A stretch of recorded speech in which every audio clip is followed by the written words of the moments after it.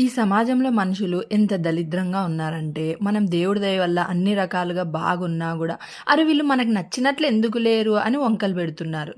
ఎందుకు ఈ విషయం మీతో చెప్తున్నాను అంటే, నిన్న ఒక ఆవిడొచ్చింది. మాట మాట కలుపుతూ, "నీకెంతమంది పిల్లలు?" అంది. అంటే, "నాకిద్దరు బాబులు" అంటే, "అయ్యో! ఒక కూతురు ఉండింటే బావుండు గదా! ఇంట్లో లక్ష్మీదేవిలాగా తిరుగుతూ ఉండేది" అనింది. అవునా!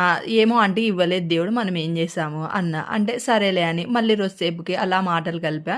తర్వాత మీ చెల్లెలకి ఎంతమంది అంటే, మా మూడో చెల్లెలకి ఇద్దరు ఆడపిల్లలు అన్నారు. అయ్యో! ఓ బాబునుంటే బావుండు గదా! ఇద్దరు ఆడపిల్లలు ఏం చేస్తావమ్మా? ఒక కొడుకుంటే బావుండేది అని అనింది. అంటే నాకు ఆవిడ మాటలు వినంగానే చిర్రెత్తింది.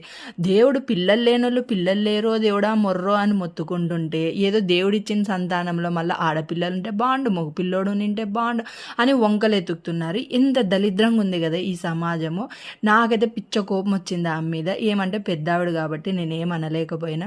మీరు ఇలాంటి వాళ్ళని ఎప్పుడైనా ఫేస్ చేసినారా? అంటే మనం మనకి నచ్చినట్లుగా కాకుండా ఎదుటి వాళ్ళు వాళ్ళకి నచ్చినట్లు మనం ఉండేలా డిసైడ్ చేస్తున్నారు మనల్ని. ఎలాంటి మనుషుల మధ్య బ్రతుకుతున్నాం గదా!